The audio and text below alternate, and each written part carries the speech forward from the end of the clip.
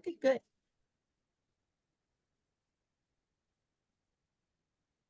Okay. Well, Kelly, thank you for making the time. I'm sure you're very busy. No, Um, not at all. okay. Okay, good. All right. So now we have with us Kelly Giles. He is from the Panhandle area and Randall County. And if I'm correct, I believe you're Randall County Republican Party chairman. That's correct. All right. And so Kelly is running for Republican Party of Texas vice chair at the convention. So we're going to visit with Kelly as we have with all the other candidates. And so, Kelly, I just wanted to tell you that none of these questions are timed. Your answers are not timed. I do have, I think, about 22 questions to get through. They're not hard. Some of them may appear to be redundant, but it gives you plenty of opportunities to say why you're running and to give people an Okay. understanding of your character, your experience, and your qualities that you bring, Cool. your principles and values that you bring to this race.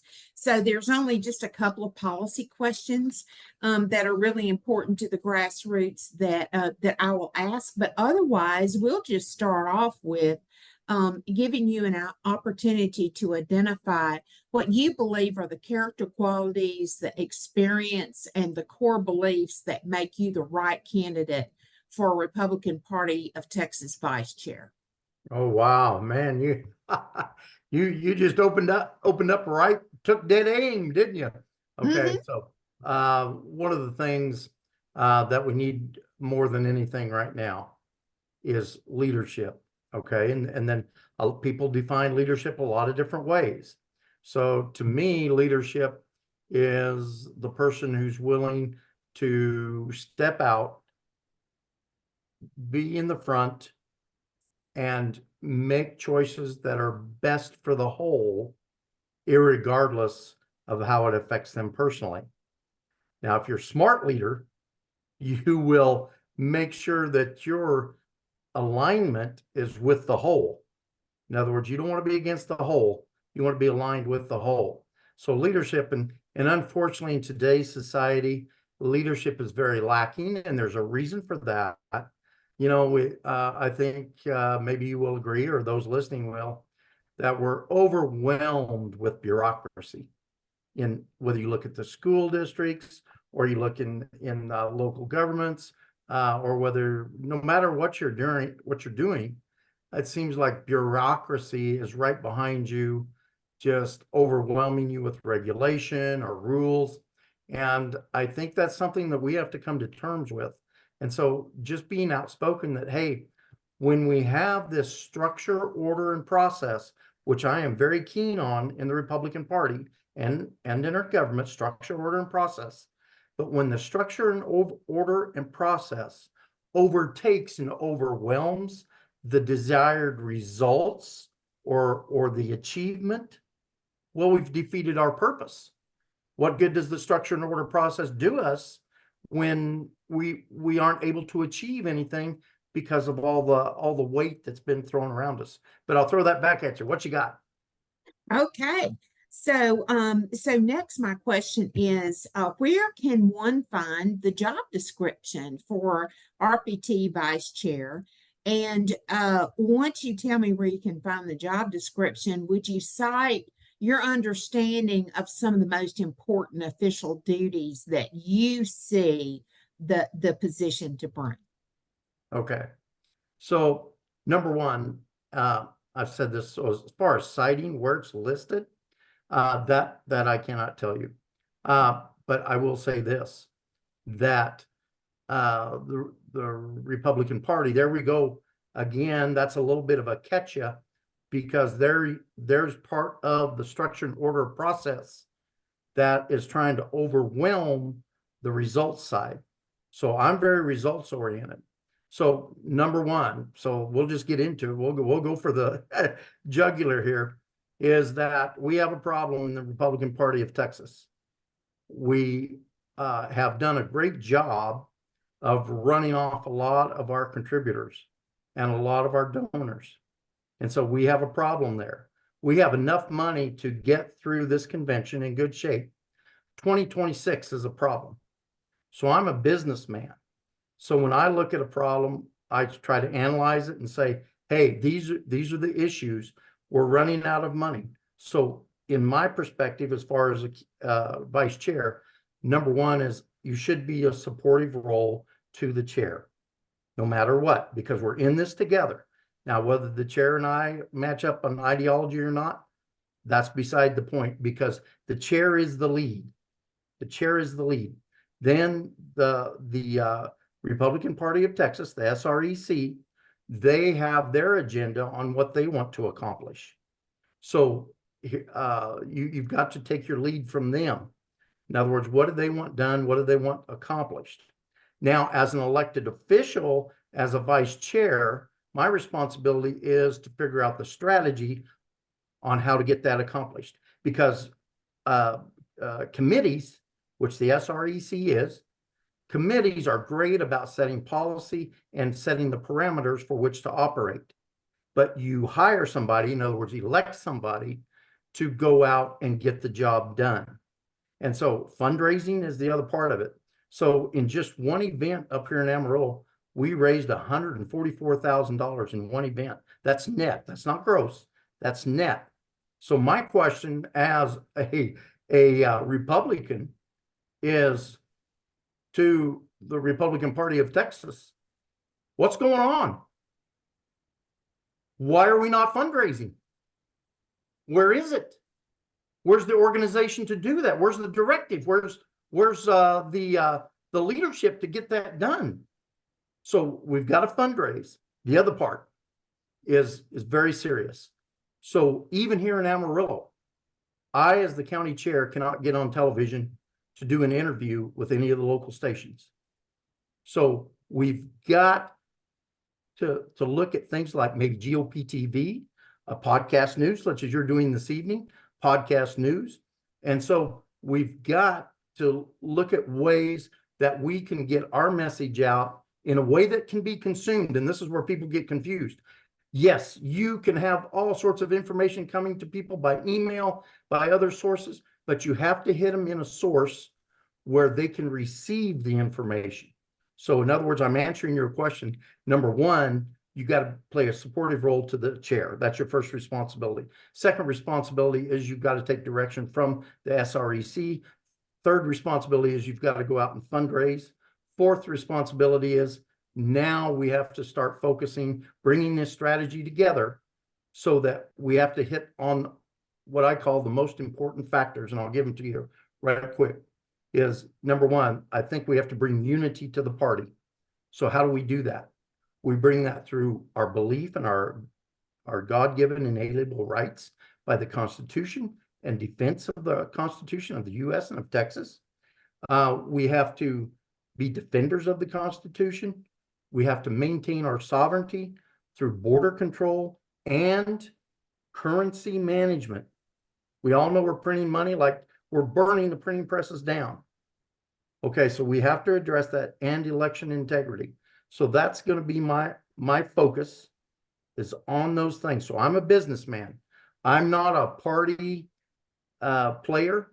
What I want to say is the petty politics. I'm not here for that. I'm here to get things done. And I feel like I represent the constituency because in the last election here, I carried every single precinct except one, which was a three-way tie. So anyway, I get a little, if you notice, I have passion. This is just passion coming through. That's all it is. And so I give it back to you. Okay, thank you. So Kelly, let's think a few minutes about the Republican primary voter, which is the base of the party. Where can you find the best indicator of what our party's base believes about key issues? And how do you believe the RPT can best demonstrate to its voter base that they have been heard? And tell us how you will help carry that forward. Okay, this is a fact of life. The people who dictate the policy are the voters. So look at who the voters elect. That's the policy they're backing. So if a politician or candidate runs and they get elected, you have to look at what their platform was, what they ran on. And so many people, I hear this so many times, well, and this is in our own party, that the voters they just don't know. They just don't have all the information. Well, that sounds like a Democrat. When I hear that, that sounds like a Democratic Party. Hey, you just don't know. But it gets back to the voters. The voters are the electorate. The electorate decides. We are a representative republic. And that means we elect people to go get the job done for us. And we do not run things by committee. That's a design of democratic socialism. And so we hire people, individuals, to go do our business for us. So that's where I see the policy comes from. So if we are in contrary to the electorate, and I'm talking about the primary voter, if we're contrary to that voter, why, then we're out of line. We're not representing the voter, we're representing our own interests. So when we look at, again, I'll mention that that our belief in God, our defense of the Constitution, US and Texas, our belief in sovereignty at the border, sovereignty of currency management, and election integrity, those things will keep coming up because that's what the electorate is concerned about. That's what we see. And so, you can do forums, you can do many things, take polls, but the true poll that matters is the election. And in our case, Republican Party Texas, it is the primary election. Who did we Okay. elect? Okay. So along those lines, we had the 13 ballot propositions that were specific. They were subject Yes. specific, 13 ballot propositions on the March 5th ballot. So how important do you think it is for the RPT and for elected Republicans to pay attention or to use the voter response to those 13 propositions? How important is it for those 13 propositions to inform and to help shape how the party moves forward? Okay, so propositions are different than amendments. So I want to Sure. make that clear. They're different. So amendments are law. Well, sure. Propositions are suggestions. So as we come forward and a proposition is on the ballot, and we're going to take that initiative as far as, what would be good and what would be good policy, those are suggestions. Remember, we are not a democratic socialist structure. We are a representative republic. So propositions are very good to take what I want to say, direction and contemplation from, because a lot of people have signed those petitions. So that takes some very deep thought to think through those on the proposition side. And so, but again, we elect officials, our elected officials and our legislators to come up with the amendments and the legislation. That's their job, given our direction, our input.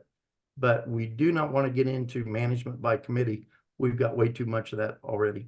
Okay, I've got one quick follow-up to that. So since the ballot propositions that show up on the Republican Party primary ballot come from the SRECs, which are elected by the people in the Senate districts to reflect the values of back home, do you still believe that ought to be at least a direction or a blueprint for the convention delegates to decide what their priorities are based on what the average Republican voter that decides is going to get it? Because look, you and I both know, Kelly, that there are people who call themselves Republicans who skip the primaries and they only vote if they're voting against a Democrat. Right. So as far as shaping the Republican Party into something that's reflective of what the grassroots or the people that make Texas work, Do you think that it is wise for, at least if you don't believe the legislature should take a look at those propositions to help guide what they do you think at least it's important for the delegates to look and see what the folks said about those issues? Oh, absolutely. Oh, I didn't mean to take away from a proposition, because you're talking about a petition that's been signed probably by thousands of people, and it's a cross section. But we just want to be smart here, in that you have to look at how the proposition was written and what it's asking. And then there are all sorts of, you also have to think through the unintended consequences. But yes, absolutely, the elected officials should take that into consideration and give it deep contemplation.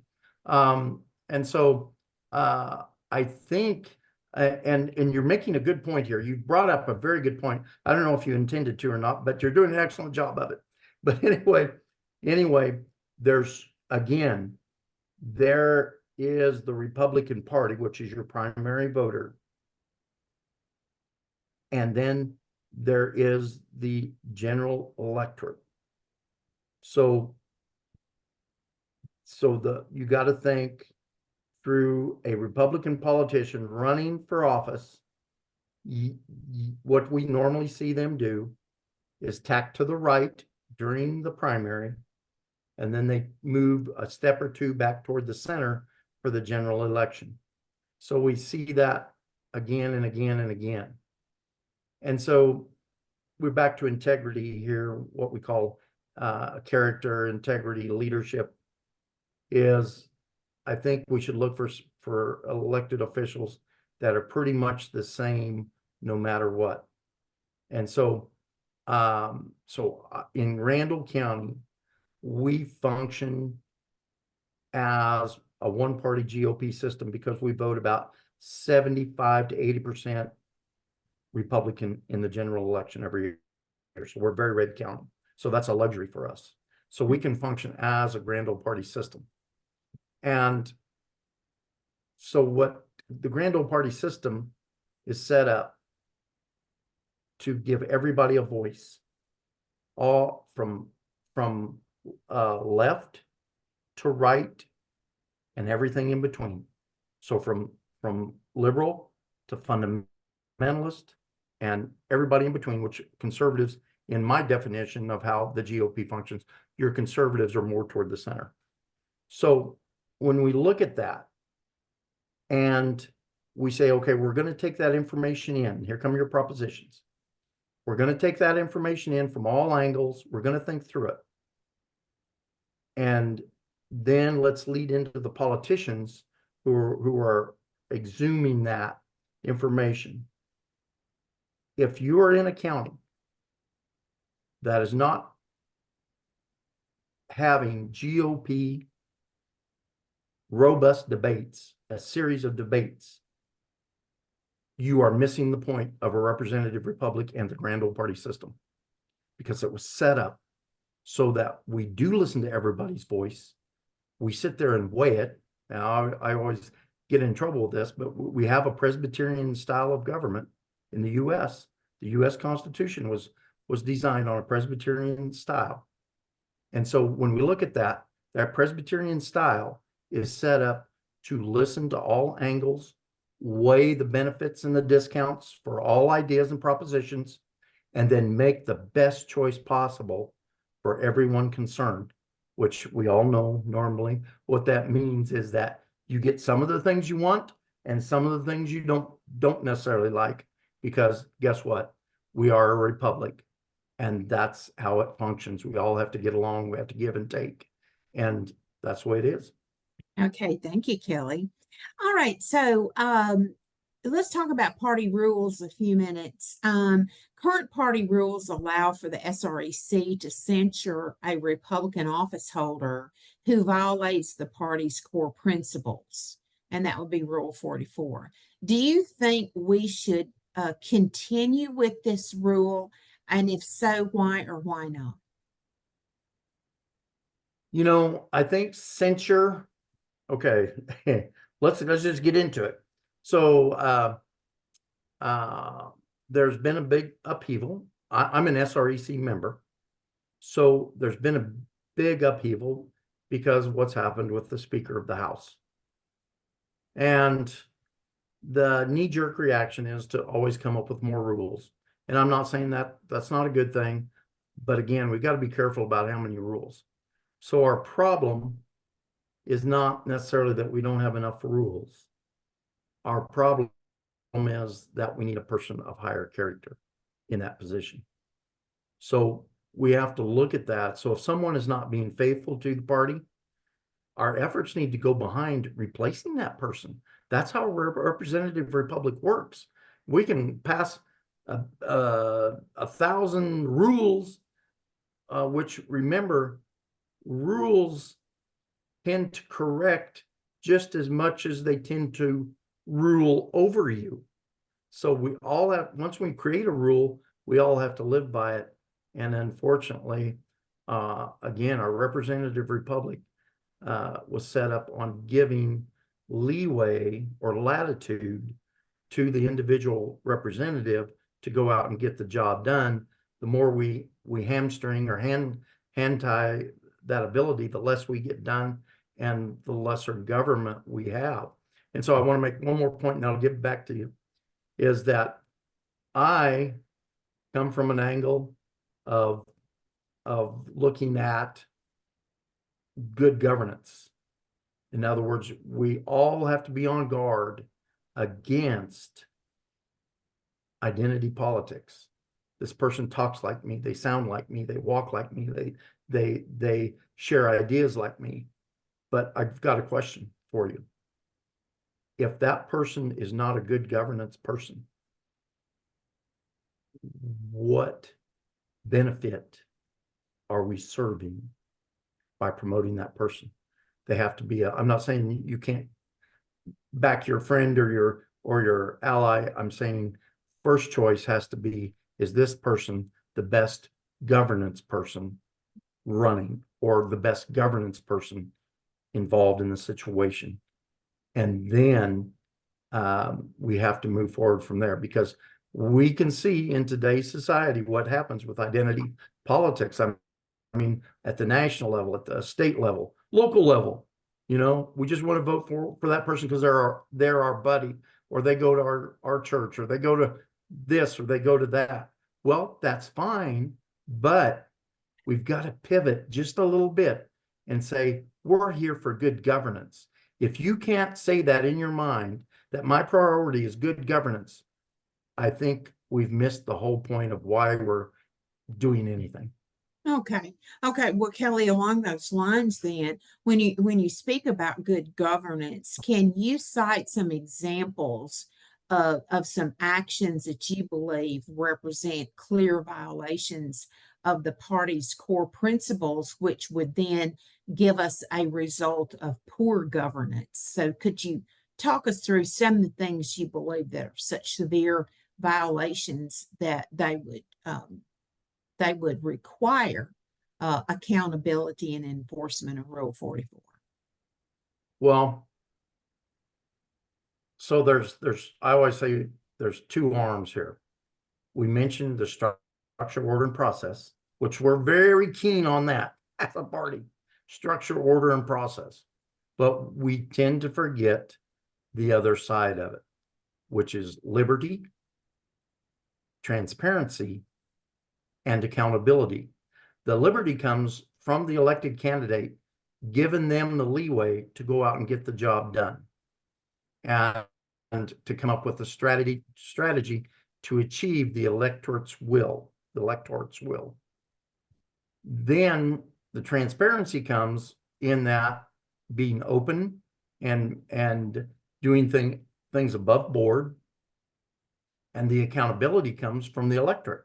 In other words, if the candidate does not adhere to the standards that the electorate has put forth, then they're probably not going to get reelected. But I think where we're looking at here and this is something we have to come to terms with, is the electorate behind us as a party? And I bring that up for thought because, again, we use a democratic, we are a democratic election. We are a representative republic. And we have to say, are we aligning ourselves correctly to what the electorate can follow us? And when you talk about rules and you talk about integrity and talk about character, those all play into it. But by the same token, and you want to talk about censure, I'm not real big on censure because the answer to someone who continually breaks the rules, the bylaws, the trust there, that's a good word. Someone who continually breaks the trust of the electorate, that person should just be replaced. And that's where I'm coming from, a little bit different angle. When I had someone tell me here recently, I think in the recent election, said, well, you're not grassroots. And I said, well, how do you define grassroots? And the grassroots was, well, you're grassroots if you agree with me. And so I don't think that's grassroots. Grassroots are people that listen to a multitude of ideas, that respect each other's thoughts, and give contemplation to different ideas, and then come back as your regular citizen, which is teachers, doctors, farmers, ranchers, business people, people that work in the corporate realm, the everyday people that go to work and draw a paycheck and pay their taxes. To me, that is the grassroots. Those people. Now, we identify as a Republican Party. We identify as the grassroots because we're very much feel like we're coming from all those different sects, and we're coming together to put these policies in place. But I know that was a long way around your question. I respect your question, but I will say this, that getting into specifics in the rule you're specific on it takes a much deeper thought than what I think we can do here in just a few minutes. It Okay. takes much deeper contemplation. Okay. I bet you they'll ask you at the convention. So let's go on to should you be elected vice chair of the party, what tangible metrics should Republicans use to determine whether or not Kelly Giles has done a good job? Well, good. Well, I'll just say this: we've got our website at kellygiles.org, all one word, KELLYGILES.org. And so your county party is a microcosm. It should be a microcosm of your state Republican executive committee. It should be a microcosm. So in doing that, we look at, okay, what has somebody achieved at their local level? Well, we raised a record amount of money this past January, $144,000. We put the County Republican Party in the best financial shape it's been in 40 years. We've got the most precinct chairs we've had in 40 years. We're 80% filled. We've raised a record amount of money. We shared this money. We raised it as a team and shared it with the High Plains Republican Women, which is a TFRW group, and another political group in town, the ARW, and then also Potter County, and another group called the Conservative Patriots for Texas. In other words, we looked at it and said, okay, all these groups if we can bring everybody together to maximize our influence and push our agendas forward as far as good governance. Remember, there's a difference. A lot of people, when they say push their agenda forward, they take that dead serious. Their agenda, okay? We're talking about good governance agenda, the agenda of good governance. So we did that, and we shared equally with all the groups, and it was a record amount of money for each and every group that they had ever raised. We had Eric Trump here as our keynote speaker, and had a chance to eat lunch with Eric Trump and listen, give his insight from what's going on nationally and globally as to how politics line up. And so we continue to do fundraising projects. Not only are we active here in Amarillo, but we're also active in Dallas. That's our next next initiative or leg, is to be active in Dallas and some fundraising, because I'm a businessman and I became an SREC member recently, and I'm looking through everything that I see that's going on, and I'll put it out here for everybody's conversation.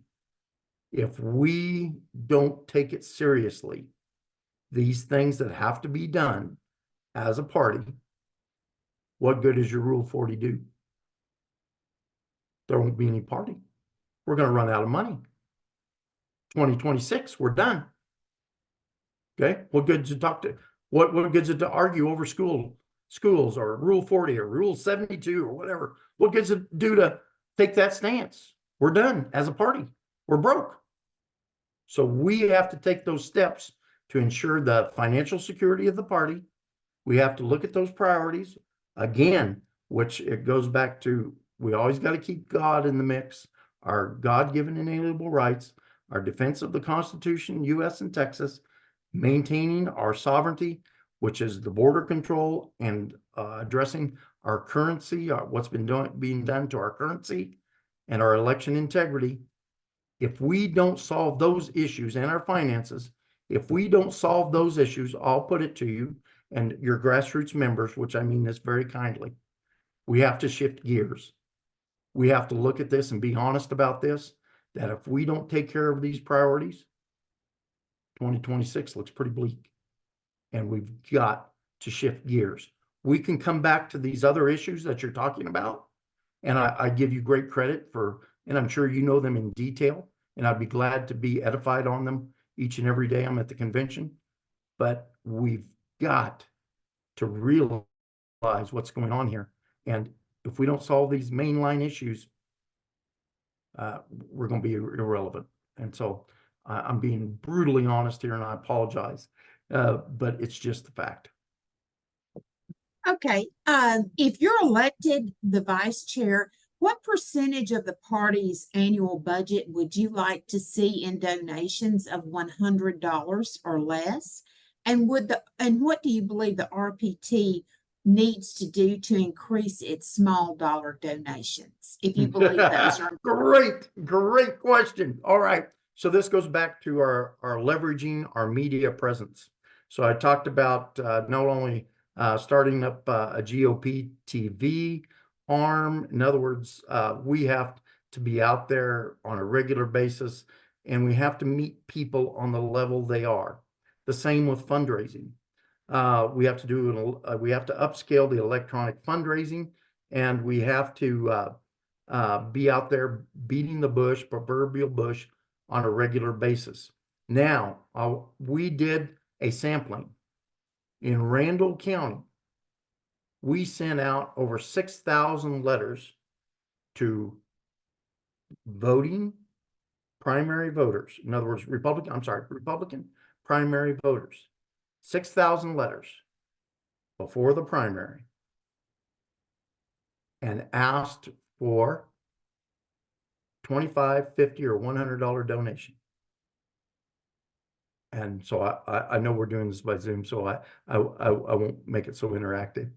But from that, so it cost $1.37 to send those letters out, 6,000 of them as a sample across all 31 precincts. We got back a total of $1 per mail out. We spent $1.37 and we got back on average $1. Now, when it comes down to dues, so they're already talking about assessing each one of the counties $1,000 a year, 254 counties, that's 254,000. Okay, some counties don't have a county chair or a county party. So those are off the table. So where are we going to get funding? How are we going to get funding? And again, if we don't focus on that and these other sovereignty issues and make them our priority, there's no reason to talk about anything else, because we've got trouble. And so I leave it at that. Okay, well, the second part of the question was, what do you believe the party would need to do in order to encourage or make the average Republican voter want to contribute to the party? So what do you think? So you got a less than desired return on your mail out there. So what would be your ideas? What specific things would the party need to do to get the folks to trust them enough to invest in the party? Rebranding. We have to totally rebrand the party. And we have to do that with a strategic plan on how to rebrand the party and go at a different angle. Our approval rating as at a national level, Republican Party, the only approval rating worse than ours is the Democrats. So we've got a media problem, we've got a PR problem, and we have to have that strategy and coming in and understanding that when you play this supportive role to the chair has to take the leadership, the chair has to give the direction, and then has to trust the people to go get the job done. And that's how I see a vice chair. So you asked me earlier about the definition of a vice chair, and so really I'll reallocate that, and I'll say, let's scrap all that, because if we don't rebrand and we don't come out and have a complete strategy, not only for PR, for fundraising, for the future of how our party is going to look. And I put this question to some folks from the Texas Republican County Chairs Association.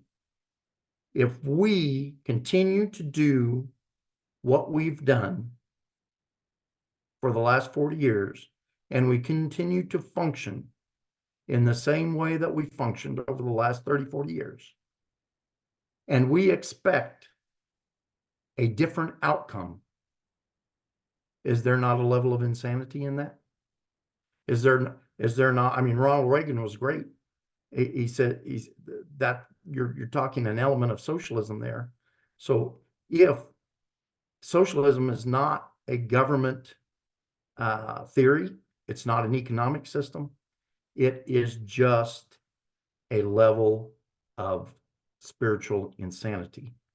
And so we can't sit here and think, okay, well, let's just keep doing everything we've been doing, and let's just play the same old roles and the same old maneuvering that we've always had in party politics, and expect a different outcome.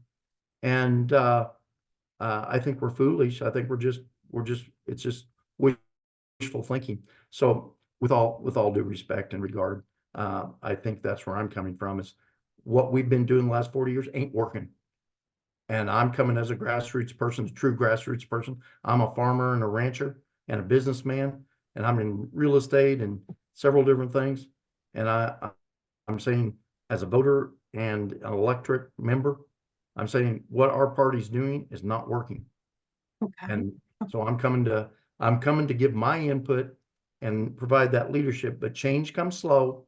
You can't change it overnight, but we got to change.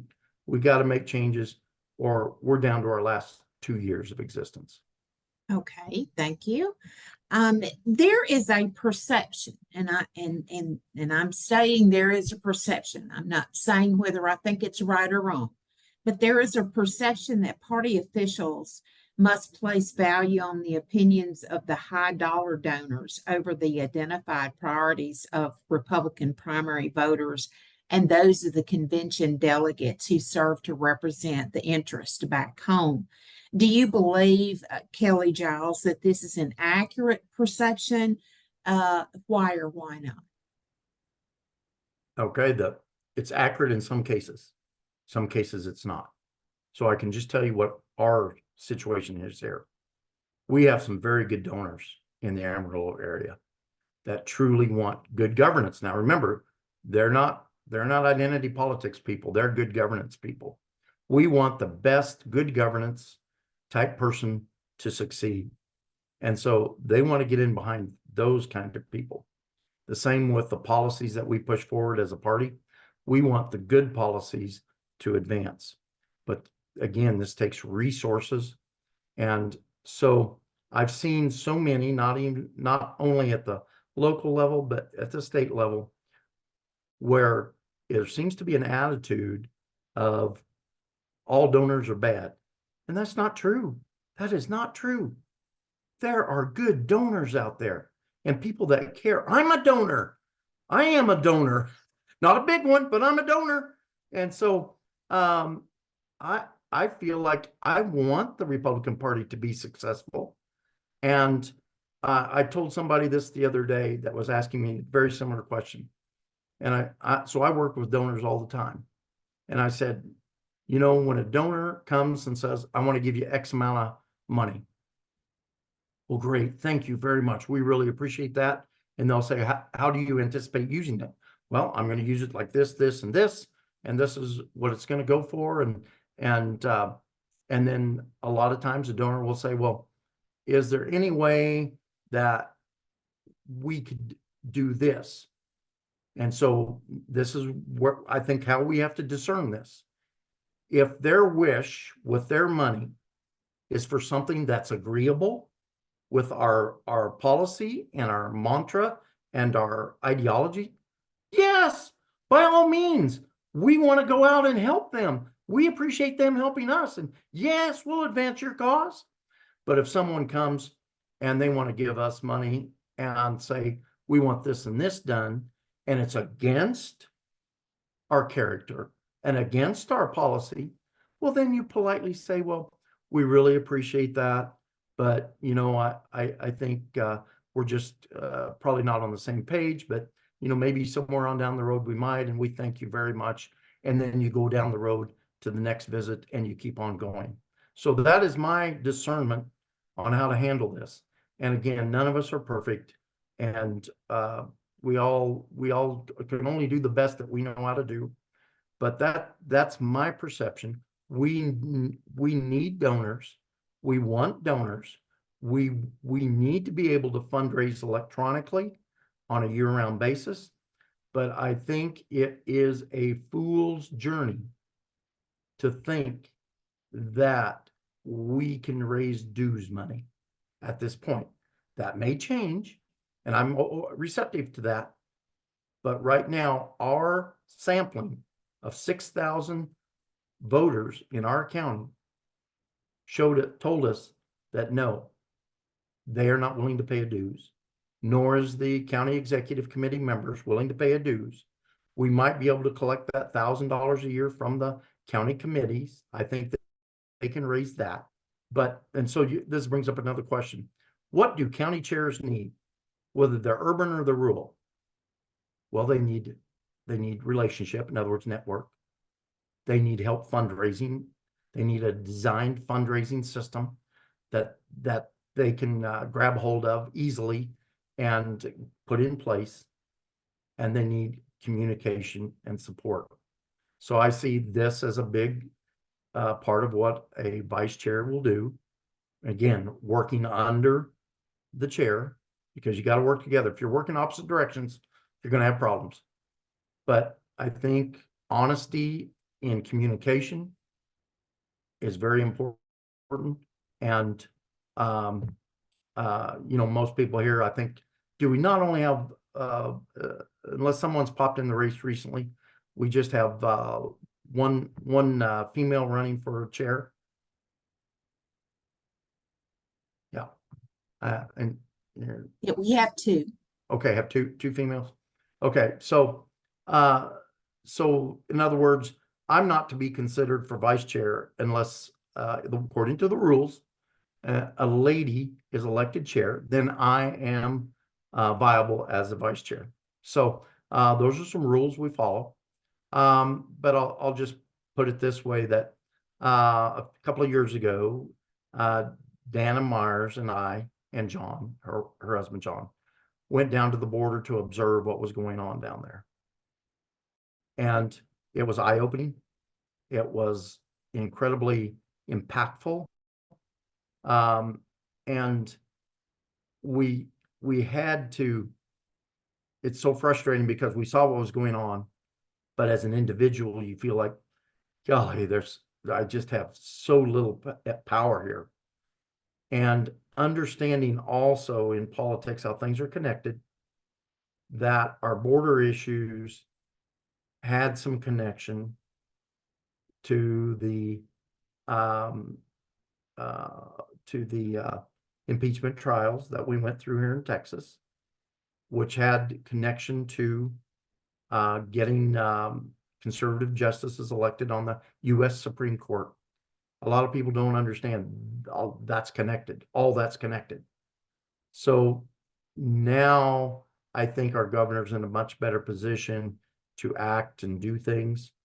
And this is where I'll come around full circle where I'm going with this, is that when you're dealing in a legislative lobbying effort,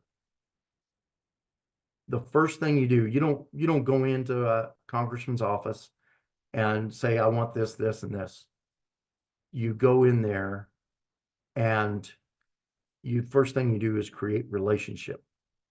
And you have to be able to communicate and develop a level of trust where people can have a back and forth about ideas.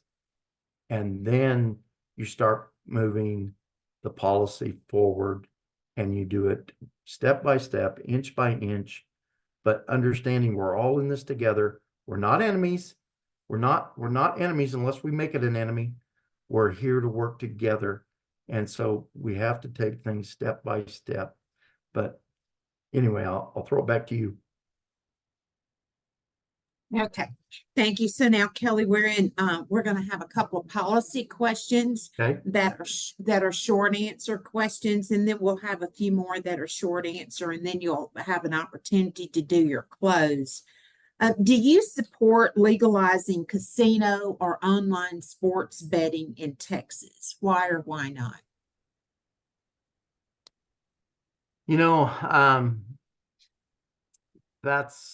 It's unfortunate. I'm not a big proponent of online gaming. I think that it makes it too accessible. And so we have to decide as an electorate. That is one thing I would like to see come to a petition vote, or whether or not, now the electorate may disagree with us. And I'm respectful of the electorate. If they want to do it, then that's the way it'll be. But me personally, I think that it makes it too accessible. That I think there are lots of Indian casinos in the state. There are there's availability in many other places for gambling. And so I think that we kind of, as a culture, it's like anything else, we have to decide, okay, who are we as a culture? Do we want to make this accessible? But by the same token, I'm a businessman, and gaming is a business. And if it always gets to the details. So if the gaming constituents came and said, how about if we did it like this, this, and this? That would cure your issues of some kind, of the youth getting online, the youngs getting online, those who can't afford it, and it's a free country. If people want to spend their money, they can. But if there was a plan, it's like the old saying, well, what you want to do can't be done. Nobody's ever done it. Well, what if we did it this way? Well, okay. So, and what I'm saying is, me personally, I'm not in favor of it.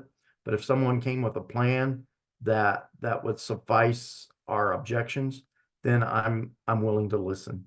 But that's the best answer I can give. Okay. Okay, so do you support legalizing or decriminalizing marijuana for any use in Texas? Why?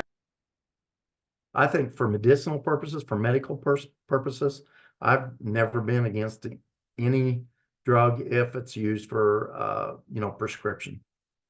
Now, I am not in favor of I think marijuana is a gateway drug, and I think that it leads to heavier drug use. And so I'm not a proponent. I've seen what it does to young people. I've seen what it does to their lives. And I think as a society, we should draw that line and say, no, it as a recreational drug, no, not here. Okay.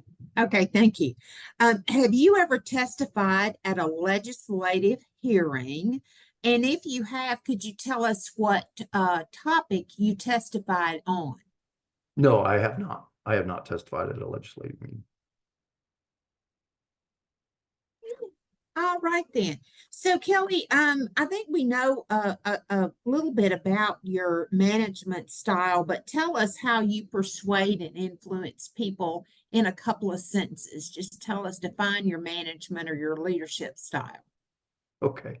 First of all, I love everybody. I love you. Okay. As a fellow Christian, as a fellow person in faith, I love you. And if I love people, I'm for people. I'm for them. I want them to succeed. Now, once people sense that about you, Ronald Reagan was the king of that. Ronald Reagan was great at that. He loved everybody. And if you had an idea, he wanted to hear it. Now, he may have disagreed with it and he may ask a lot of questions, but Ronald Reagan that's why he was the great communicator, because he accepted the challenge to listen to other people's ideas, and they felt like they could trust him, that he was there to really listen and to contemplate what they had to say. And then in doing that, when you listen to everybody's ideas, then you can come back around the table and say, given this situation from this angle, and that angle, now let's contemplate your own specific idea in cooperation with the other ideas that are on the table. What's the best possible outcome we can have here, and negotiate. And so that, if that gives you a heads up on my management style, that's pretty practical. Okay, all right. Here is one that is just a real quick short answer question. What character quality do you value most in other people, in your other relationships? Oh, honesty. Woo. Honesty is king. And so even if I disagree with someone, if they're just telling me their honest viewpoint, oh man, that is so loving. I feel loved when, even though they're saying something I don't agree with, when they're just giving me their honest opinion, I feel loved very much. And so I think in life, and Joanne, this, that we can only go with our best knowledge and our best recollection of all the information we have. We can only move forward on that. And then when we get updated information that gives more clarity to what we know, then we make adjustments as we go through life. So I'm very understanding that someone's viewpoint today, including mine, may change tomorrow, given additional, more accurate information. So I think we have to regard that, and back on that honesty thing. People people do change their information output when they get more and better information. And I think just respecting that is a big deal. And I just see us as we're all in this together.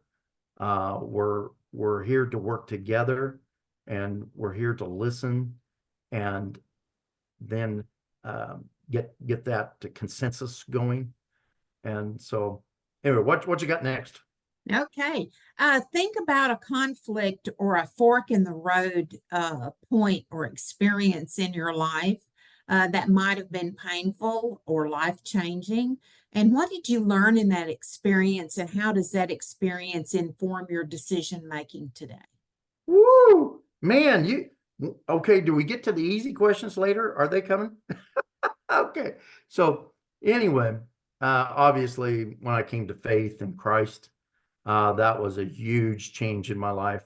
I grew up in church, but many of us know that when you finally feel that conviction, that Christ is in your life, and you've made that commitment to Christ, that it changes your whole perspective, that following Christ is the most important thing you can do. And if you do so, you also receive blessing. And the Lord has blessed me in so many ways. And I think we share those blessings with the people around us, and they bring blessings to me. And so I think by far that is the most impactful thing that's ever happened in my life. And I just thank the Lord every day that I had the ability to um, uh, find that path. And I was just talking to a young lady today. I was at Buffalo Wild Wings for lunch. And so a young woman said, well, what are you going to do this weekend? I said, well, I think I'm working out at the ranch. That's what I'm doing this weekend. And she said, well, do you go to church anywhere? And I said, well, I do. She said, well, I go to she named the church, and she said, I just recently came to faith. And she said, I just wanted to share that with you. And I said, well, I'm so glad you did. I said, I'm right there with you. I said, you keep going. You're on the right track. And just be ready for those blessings that are coming on down the road. But anyway, so that's the way I view life. Okay, thank you, Kelly. So if you reflect on the state of our state and our nation and all the many challenges that we have all around us these days, whether you're talking about the unrest on college campuses now, you think about the excessive spending in Washington, if you think about the impact of inflation, if you look at some of the uh, at what I like to call a post-constitutional United States, where the Constitution is used as a political menu rather than a guide, and the underpinning of our civil society. If you consider some of those things, and those are some of the very few things that are facing us, could you tell me what you think are the two biggest issues for the Republican Party of Texas, and how do you believe, in just a couple of sentences, how do you think the party best leads on those issues? What can they do to be a voice to the people, a voice of results for the people? Okay, so you're asking, obviously, and you know this is a complex question. So I'll try and just without going into complexity, I'll try and just give a general answer. All right, so our state here, our society that we have grown here in Texas, our culture, we're in trouble. Okay, I've been down on the border. The border control is directly related to sovereignty. Election integrity is directly related to sovereignty. And so, you know, we have to get our people elected. It looks like Trump's going to get the nomination. And I would say that we have to do everything we can to support that, to get this train wreck turned around. So, you know, in I'm not against immigrants. My ancestors were immigrants. I love immigrants. Okay. It's just a matter of on the border.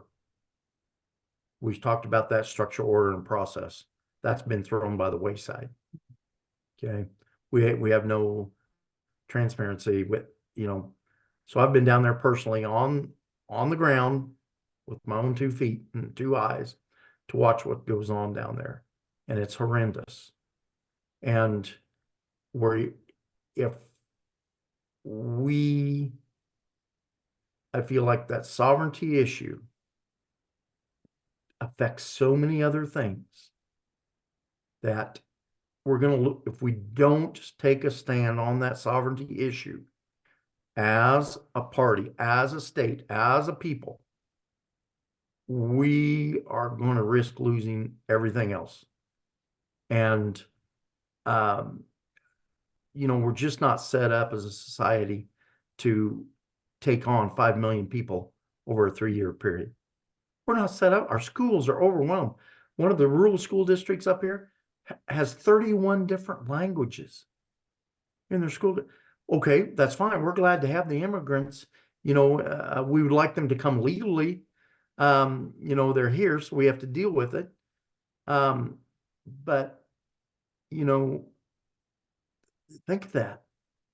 31 different languages that we have to accommodate. We can't do that in our school systems. So anyway, we just got to have more structure and order. And I'm not saying we need more rules. We just need the rules that we have to be enforced. Right. And then we'll go from there. But no, that is, I think that's the whole show right there.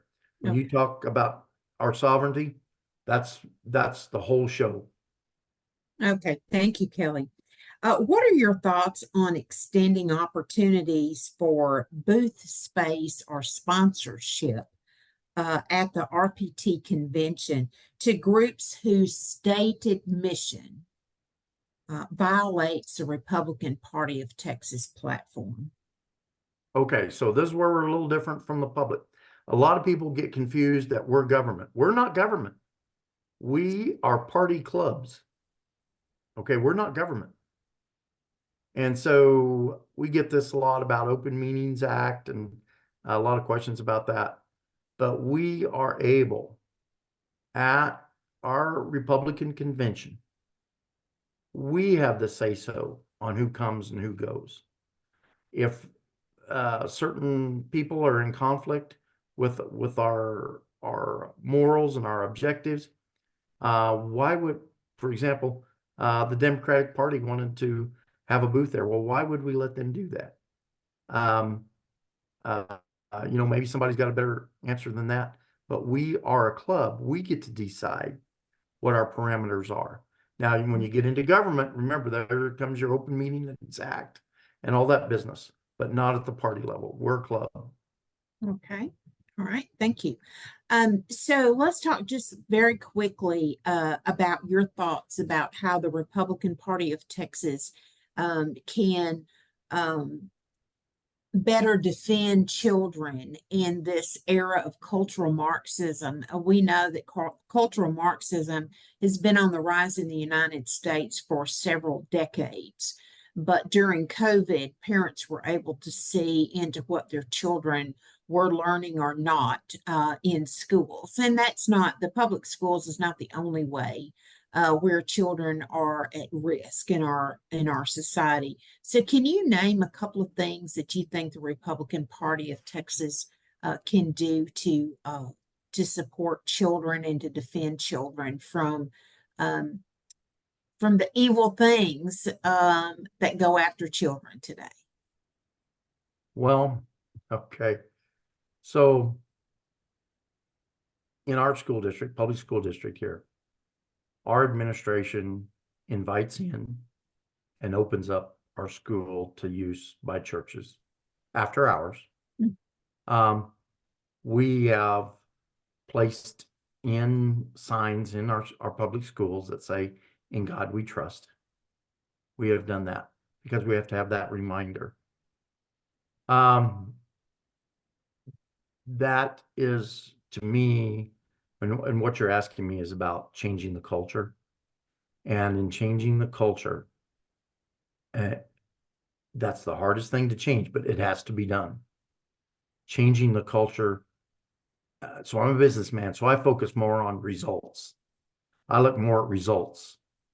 And so if our structure and order and process is not getting us the results we have, we've got to rethink some of that, some of our structure, order, and process. So we have a culture in place in the school systems, and we're fighting it here like many other places are, that we really need to raise questions with the governing bodies of the state, school boards and state. We really need to address how they function.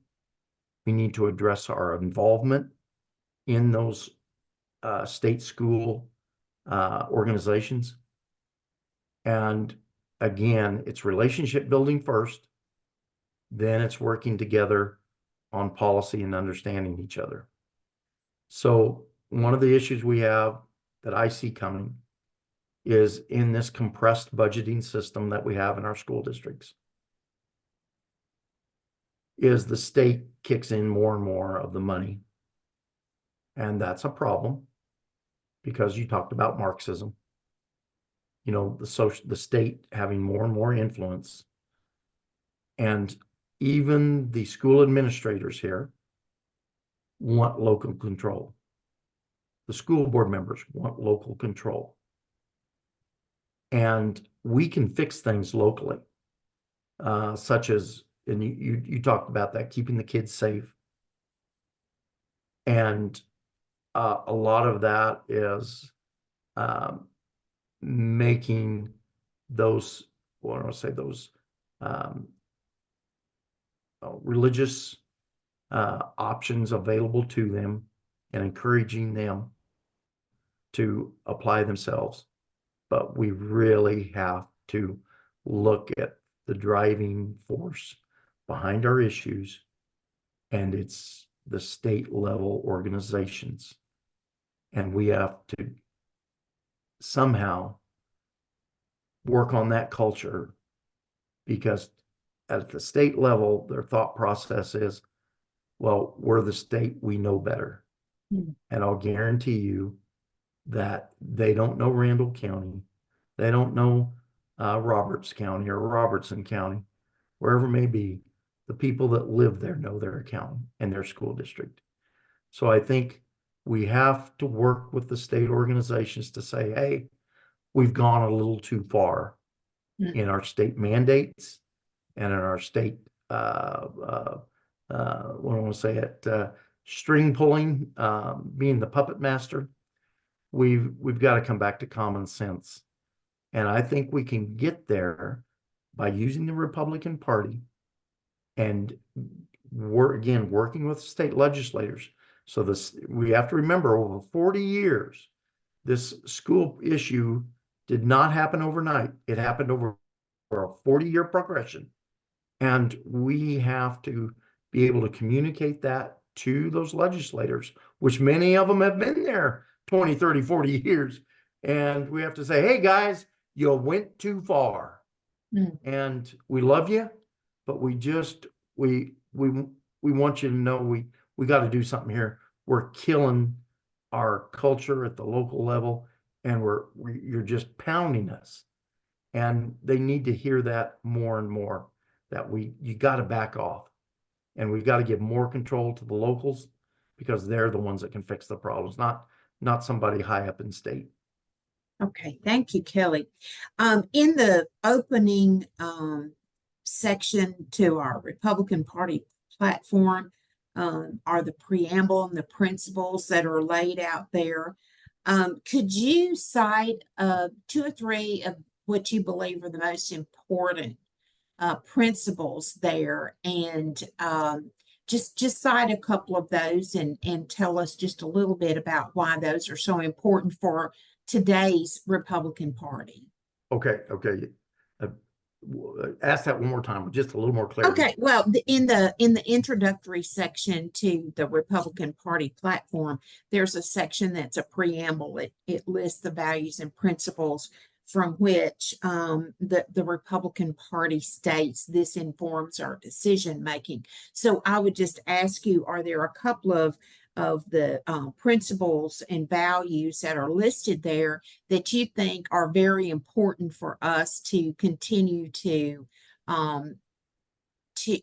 let non-Republicans even know these are our values and principles, and they are appropriate for the modern day Republican Party? Okay, all right.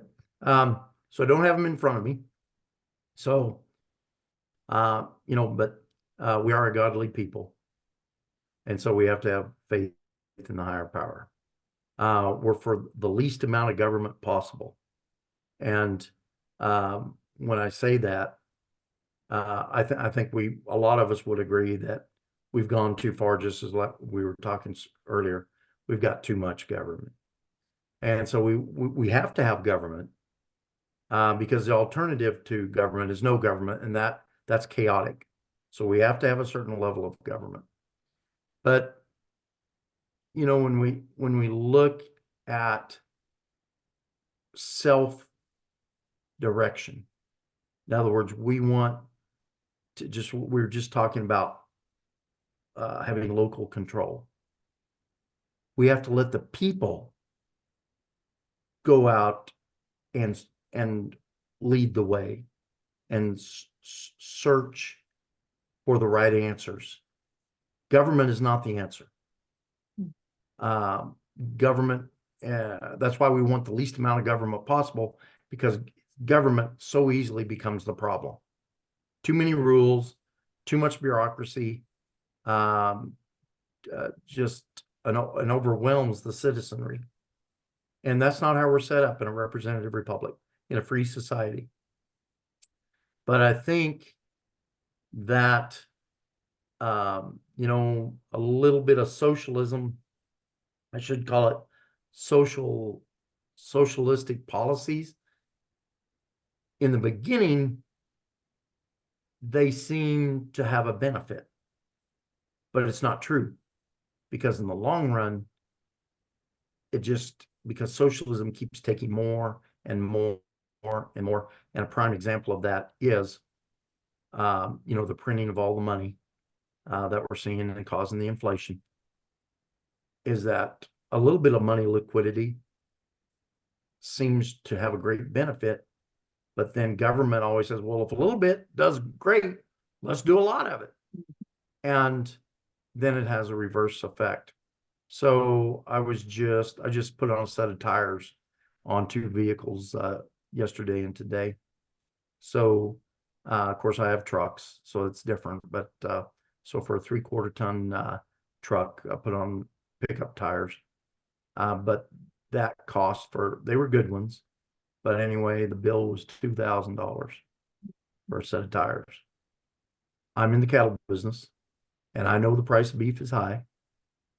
But if you're producing the beef, the cost that we've experienced since 21, guys, what happened in 21? Who took power in 21? Who was that? Our costs to operate since 21 have tripled, and they're on the way to being quadrupled since 21. Inflation is our enemy. It's a killer. And whether you're on a set income or whether you're on a household budget with your family, inflation is going to get you, and we've got to change that. And that's why I'm coming from. That's really why I'm running. I know that there are certain specific aspects that probably people would like to see me recite and to be able to pull from memory. And I get that. I'm understanding of that, folks. I get it.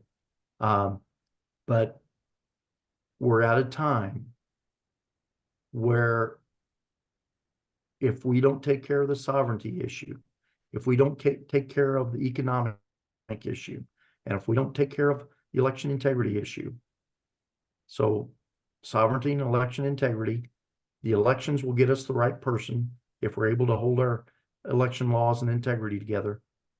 We get the right person in there so that we can work on the economic side. If we don't do that, then